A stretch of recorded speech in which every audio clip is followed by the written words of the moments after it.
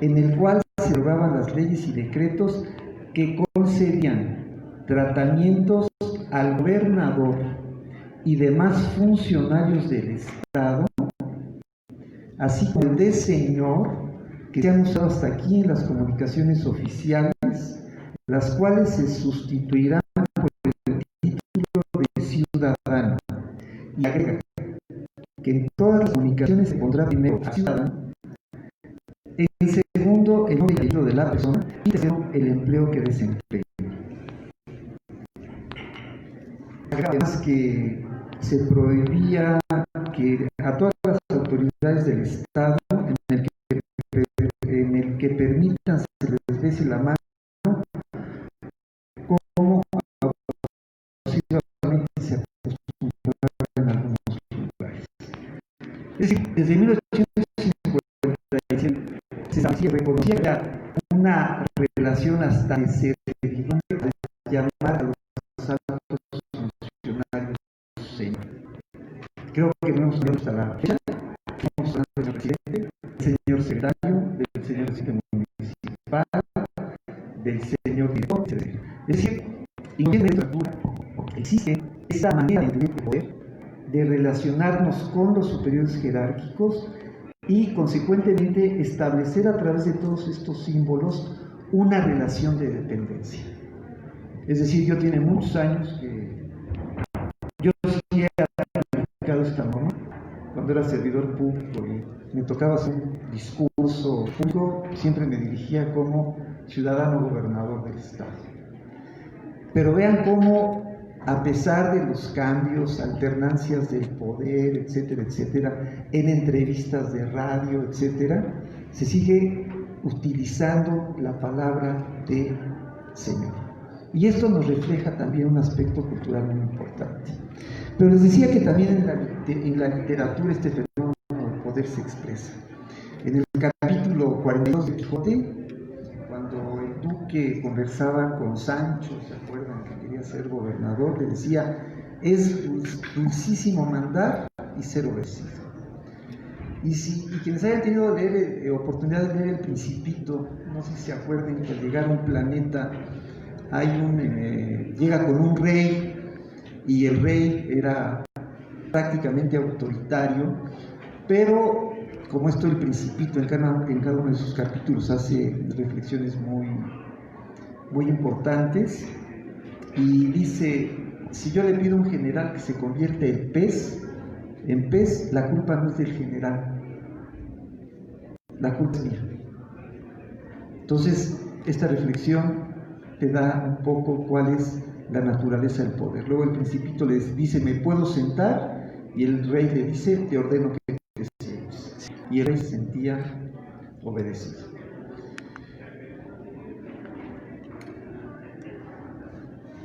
Entonces, este fenómeno, les decía, se expresa tanto a nivel individual como a nivel colectivo. Traía yo toda una exposición bien soportado teórica y académicamente la reflexión que hago en torno a la servidumbre activa, es decir, el subordinado decide ser sumiso por distintas circunstancias. Y ahorita voy a tratar de ilustrar algunos ejemplos. Hay autores que sirvieron como referencia, les comentaba Etienne Lavoisier, que es francés que le digo, a los 18 años escribió un ensayo sobre la servidumbre. Sociólogos como Emerton, como Robert Merton, Alain Touraine, Michel Crozier, algunos holandeses como Hofstede y obviamente Max Weber, pero no voy a aburrirlos con tantas referencias teóricas, sino me voy a ir a algunos aspectos muy básicos. Y quisiera que a lo largo de la exposición lo pudiéramos hacer de manera interactiva, es decir, yo preguntarles, ustedes participar, de tal suerte que logremos encontrar la esencia de por qué llamo esta relación trabajo-sumisión unas relaciones perversas. Perversas en sentido de que la docilidad es de alguna manera, decir, aterradora, es de alguna manera una perversión en el mundo del trabajo y que tiene que ver mucho con las actitudes, las formas y las maneras sociales que tenemos. ¿Por qué obedecemos? Si alguien quiere participar y decir alguna aproximación, ¿por qué obedecemos? ¿Qué se les ocurre? ¿Qué se les viene a la mente cuando dice ¿por qué obedecemos? Disciplina. ¿Por disciplina? ¿Por qué? Por regla. ¿Por regla? Por obligación. ¿Por? Por obligación. Por obligación. Por condicionamiento. Es decir, cada una de las expresiones que han dicho tiene diferentes acepciones y diferentes implicaciones. Por ejemplo, no hay que confundir sumisión con obediencia. Es decir, la obediencia son determinadas reglas estructuradas que vienen normativamente, que se refieren a una relación jerárquica y que se deben cumplir. Es decir, la relación padre-hijo, hay una relación de obediencia. La relación jefe con su jefe de departamento, subordinados, hay determinadas reglas de comportamiento que se deben cumplir. Es decir, no es lo mismo la obediencia de determinada regla, la observación para llegar a determinados objetivos de una organización, a lo que es el fenómeno de la sumisión. Si la sumisión está más vinculada al fenómeno del poder y de dominación, más que a la observación de las reglas que puede observar una estructura jerárquica. México tiene una estructura muy salvaje. Nuestras estructuras burocráticas, contrariamente a lo que uno pudiera pensar, y es una tesis que he sostenido desde hace tiempo, a todos aquellos que hemos estudiado saben que Max Weber estudió el fenómeno de la burocracia. Y la burocracia de alguna manera no es en el sentido negativo y peyorativo que conocemos actualmente, sino era algo positivo. Es decir, era un conjunto de reglas, era profesionalización del servicio, etcétera, etcétera. Es decir, algo que todavía en México no tenemos, pese a los avances tecnológicos, pese a las reflexiones que se han hecho sobre la administración, y estamos todavía en fenómenos preburocráticos, ¿no? En donde la autoridad del jefe, en donde es no solo está muy por allá de lo que podría ser la autoridad técnica, es más autoritaria, es decir, es algo que está más metido. La gestión del poder en México es patrimonialista, es decir, eso lo podemos observar en prácticamente todos los ámbitos del gobierno, y que se manifiesta colectivamente, ¿no? El presidente municipal, el presidente de la República, los gobernadores, es decir, administran normalmente los patrimonios como si fueran propiedad de ellos, es decir, no hay una institucionalidad dentro de la actividad. Entonces, yo por la mañana voy a hacer cuando escuchaba, todos escuchaban hablar del famoso cinturón de paz, ¿sí? El de ayer, que todo el mundo está diciendo que lo que se hizo, se quitó la violencia y tal. Y cuando yo me preguntaba, ¿quién integra el cinturón de paz? Los servidores públicos. Yo me preguntaba, ¿en qué parte del mundo un servidor público está dispuesto a hacer un cinturón de seguridad supliendo la función del Estado, cuya obligación es prestar justamente la seguridad? Y me preguntaba, ¿por qué los funcionarios fueron? Es decir, se nos ha tratado de presentar en la opinión pública como algo maravilloso, solidario, etcétera, etcétera, etcétera. Yo me preguntaba, ¿por qué los funcionarios públicos aceptaron ir? ¿Qué se les ocurre? Pero acabo de leer una declaración de la jefa de la Ciudad de México, o gobernadora, no sé cómo se llama, que declaró, si alguien fue obligado, que lo denuncie. Obviamente, a partir de ese momento no tiene trabajo. Claro. Entonces, esto es lo que yo me refiero en la cultura mexicana. esto forma parte de lo que es la sumisión activa. Es decir, mi jefe me sugiere, mi jefe me dice, pero yo, con un acto consciente, me declaro sumiso ante la voluntad, el deseo, la seducción que yo tengo que hacerle al jefe para poder permanecer dentro de mis condiciones de trabajo.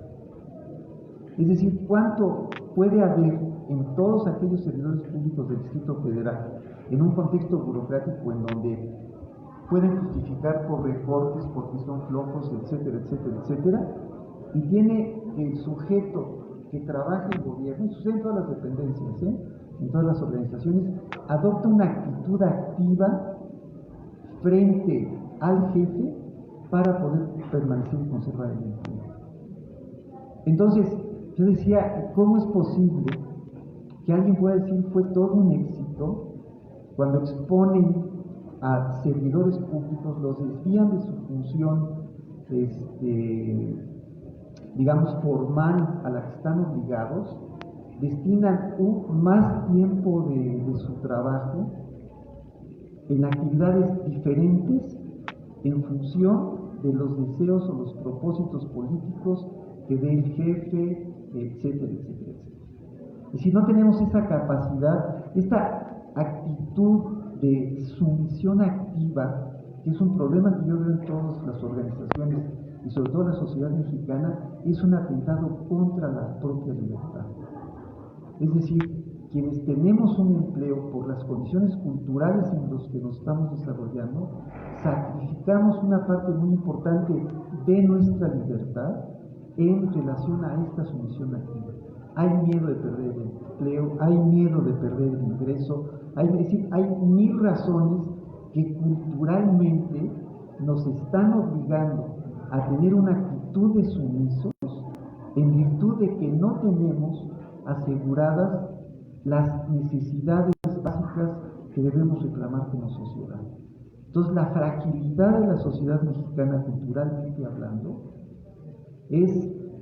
yo prefiero al indio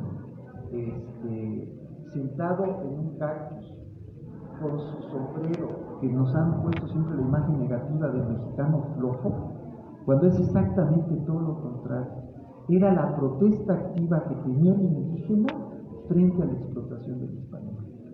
Es decir, era una protesta, es decir, no trabajo.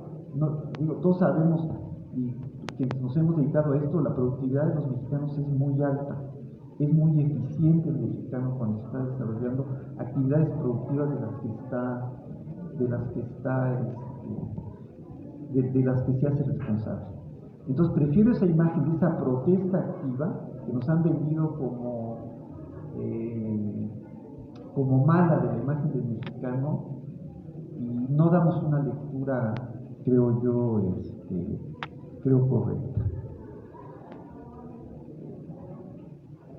Entonces, este fenómeno que se ve, digamos, a nivel colectivo, por eso quería poner el ejemplo del cinturón de seguridad, se da en todas las relaciones laborales, es decir, particularmente en las mujeres, ¿no?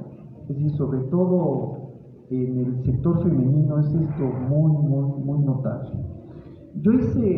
Cuando hice el estudio de caso sobre este fenómeno, entrevisté a muchas mujeres que trabajaban en el servicio público y también a hombres.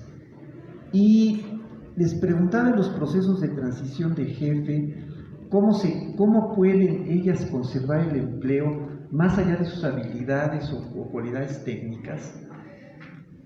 Y obviamente son fenómenos que uno observa en la vida cotidiana de las organizaciones, sean públicas o privadas, pero que difícilmente logramos desvelar, difícilmente logramos reconocer. Y a mí me tocó cuando estaba haciendo el estudio, una transición en una dependencia entre que salía un jefe y entraba otro. Y lo que me sorprendió al momento de estar realizando las entrevistas fue el comportamiento, los símbolos que las gentes de esta dependencia tenían. De pronto, al día siguiente que corrieron al jefe que salía o renunció no importa cuál haya sido el hecho, la actitud de todos los individuos cambió de una manera muy importante. Primero me di cuenta que cambió la vestimenta, cambió el arreglo personal, cambió la manera de comunicarse entre ellos mismos. Les decía yo que simbólicamente, bueno, los hombres empezaron a llevar corbata, las mujeres por alguna razón casi todas iban con medias negras, se subieron un poquito el vestido.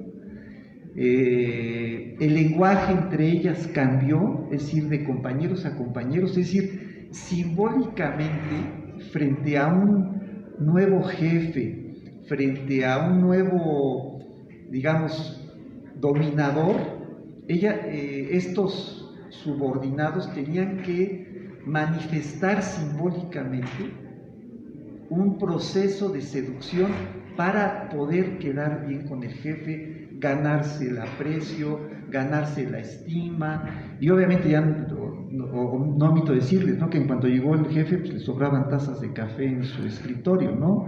O sea, todo el mundo le arrimaba la taza de café, oiga, ¿qué se le ofrece? Pásele por acá, yo le enseño dónde está el baño, etcétera, etcétera. Es decir, una actitud de sumisión activa que iba más allá de las cualidades profesionales que pudiera tener cada uno de los individuos. Y bueno, el fenómeno es comprensible, pero es poco claro y es poco explícito y normalmente no lo reconocemos. Pero quienes somos responsables de hacer estos estudios, pues tenemos la obligación de desvelarlo. Aquí Gaby lo sabe muy bien. Si no se desvela esto, difícilmente logramos procesos de transformación de comportamiento entre nuestras instituciones y seguimos reproduciendo lo que ya establecía este decreto de la reforma desde 1853, ¿no? Vamos a seguir llamando señor a quien realmente debería tener un trato de ciudadano. Entonces esto se da mucho dentro de las actividades de las organizaciones. Y por eso, al tratar el tema, yo decía, bueno, ¿cómo lo puedo platicar que no sea tan académicamente complejo y sí nos permita leer lo que ocurre en nuestra actividad cotidiana? Tal vez no lo percibamos, tal vez lo hagamos de manera inconsciente, tal vez sea un fenómeno cultural, pero mientras no logremos desvelar este tipo de actitudes, este tipo de comportamientos frente al poder, la sociedad mexicana va a seguir reproduciendo ciertos patrones de conducta, no importa el cambio de régimen, no importa la alternancia en el poder, porque al interior de las organizaciones estos fenómenos se están reproduciendo. Si nosotros revisamos qué es lo que sucede en las estructuras burocráticas actualmente en el gobierno federal, nos podemos dar cuenta que este fenómeno de sumisión frente al poder, por más que diga uno que es democrático, participativo, etcétera, se están agudizando de una manera importante, y con ello los controles sociales. Y esto no nos va a permitir tener un avance como sociedad, ni tener una ruptura en los comportamientos. Yo he sido testigo de muchos programas sociales, y lo único que están haciendo los programas sociales, esto de apoyos a abuelos, etcétera, etcétera, que llevan pues muchas administraciones mexicanas, lo que están haciendo, están reforzando todos estos fenómenos de sumisión frente al poder. Es decir, la política social mexicana está confundiendo lo que es el bienestar de la gente con el reforzamiento de estructuras de dependencia que lo vinculan con el poder. Entonces cada vez estamos construyendo una sociedad menos libre, cada vez estamos construyendo una sociedad menos autónoma para tomar sus decisiones y en consecuencia perdiendo nuestros márgenes de libertad. Y toda esta confusión mediática de redes sociales, etcétera, etcétera, nos van alejando poco a poco de lo que es nuestra propia realidad. Por eso les decía, la realidad real frente al mundo posmoderno que vivimos, en donde las emociones ganan, vivimos en un mundo de las emociones, más allá de lo que pudiera ser racional, están reforzando estas actitudes que no permiten que las sociedades, los hombres, las mujeres se desarrollen de una manera mucho más libre. Es decir, y si vemos el mundo, bueno, yo trabajé muchos años en gobierno, hay una expresión que no es muy amable, pero la voy a decir porque ilustra muy bien todo lo que llaman las horas nalga, ¿no? Es decir, cuánto tiempo tenemos de improductivo al trabajar. Hay veces la gente se queda a 1 o 2 de la mañana y dice, ¿qué estás haciendo? Es que no se le vaya a ofrecer algo al jefe. Dice, pero no se le va a ofrecer nada. Pero ¿y qué tal si pasa algo y sale y no me ve? Y yo les decía, es que sale y tú eres invisible, o sea, no estás teniendo... Y esto afecta mucho hasta la vida familiar. Es decir, vean cómo el trabajo de las organizaciones mexicanas afecta el tiempo libre que la gente le pueda dedicar a la familia. Entonces luego se preguntan, ¿es que la familia está perdiendo funcionalidad? Pues por supuesto, porque el mundo de trabajo no te permite compartir tiempo con tu familia. ¿Por qué? Por esta actitud, lo que decíamos, de sumisión activa que tenemos frente a la autoridad, frente al poder. Entonces, y esto decía yo en el fondo, la reflexión que hacía es porque sí atenta en contra de la libertad de los individuos. Y yo la verdad, si yo estaba dispuesto a perder mi libertad en aras de un fenómeno de sumisión. Y yo creo que depende mucho de la actitud personal de uno. Yo recuerdo que en alguna ocasión trabajando en gobierno, alguien me preguntó, oye, ¿cómo está tu jefe? Y yo dije, bien, bien, va al club en las mañanas, va, juega, etcétera. Yo me refería a mi papá. Cuando reflexioné después yo dije, Chihuahua, no me estaban preguntando de mi subordinado. Pero bueno, depende de una actitud muy, muy individual de la visión que tiene uno del poder, ¿no? Entonces, bueno, yo quisiera que pudiéramos reflexionar sobre el fenómeno. Todos hemos trabajado en empresas, todos hemos trabajado en organizaciones, todos hemos sido jefes alguna vez, todos hemos sido subordinados alguna vez. Yo sí quisiera poder escuchar algunas opiniones, o sea, traigo muchos más ejemplos, pero ¿cómo ven esta tesis, esta idea que quería compartir con ustedes? Gracias. Inclusive el fenómeno es tan grande que gracias, maestro. Inclusive el fenómeno es tan grande que el que sube a jefe, porque en las organizaciones grandes hay escalafones, ya llega con esa idea de que le tienen que llamar señor, de que lo tienen que respetar.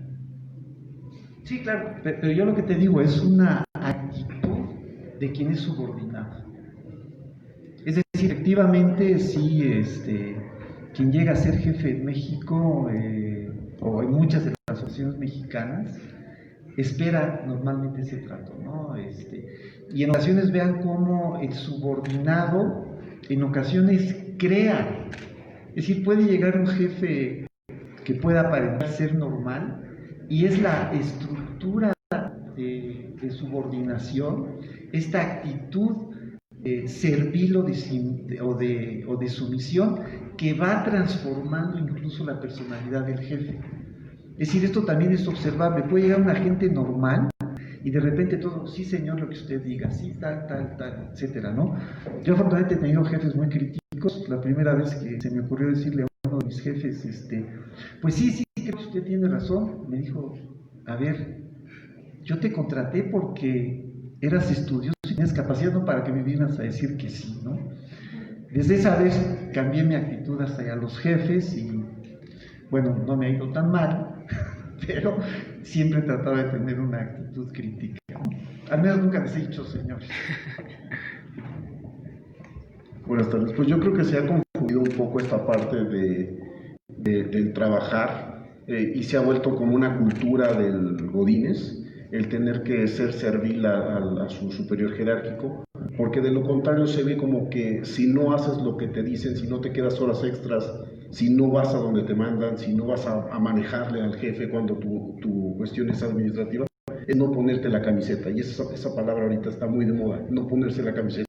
Si no te pones la camiseta no sirves. Sí. Y eso es lo que uno trata con estas pláticas, de crear una conciencia de decir, la gente tiene valor en sí mismo, hay un factor de libertad muy importante que hay que conservar y que no hay que sacrificar en función de este rol. Uno lo entiende por la cultura en la que tenemos, ¿no? Vivimos en una cultura muy opresiva, o sea, de verdad, los mexicanos vivimos desde que estamos en la escuela en una cultura de la opresión, nos educan en la opresión, nos educan en la disciplina, nos educan en la obediencia, pero no nos educan para la libertad, ¿no? Y las grandes sociedades que han desarrollado es porque estos espacios de libertad se defienden, se cuidan, etcétera, ¿no? Lo que tú dices, pues, es cierto, y lo entiende uno. Si el jefe no me ve bien y no me adopta una actitud sumisa y servil, pues deja de comer mi familia, me puede correr, etcétera, etcétera, ¿no? O sea, sí hay muchas condicionantes pues de necesidades básicas que te obligan en ocasiones a actitudes como esta, ¿no? Y es comprensible, pero mientras no las denunciemos, no las desvelemos, los jefes no estén conscientes y los subordinados también de que esta relación es perniciosa para el desarrollo propio de la sociedad, porque hay incluso, les voy a decir, y ustedes observenlos, la organización mexicana nos obliga a tener muchas personalidades. Es decir, yo soy uno en mi trabajo, puedo ser sumiso y obediente, y puedo ser autoritario y patán en mi familia.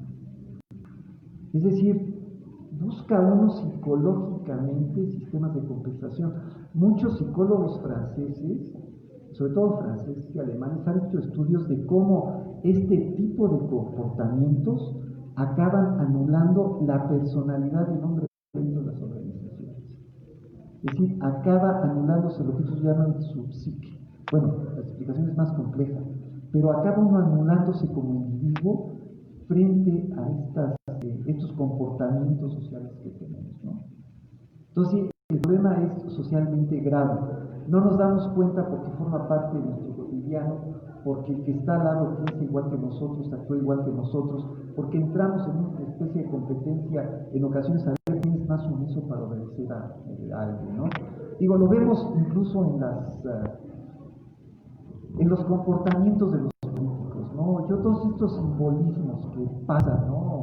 No importa que sea el gobierno actual, el anterior, etcétera, todos los simbolismos de cómo se recibe a los presidentes de la República, ahora, todos tienen que estar sentados y formados para que pueda entrar el señor, ¿no? Entonces, cada vez que tenemos un político, les suplicamos a todos tomar sus asientos para que pueda hacer su llegada el señor tal, ¿no? Entonces, todo esto va formando parte de una manera de ser, ¿no?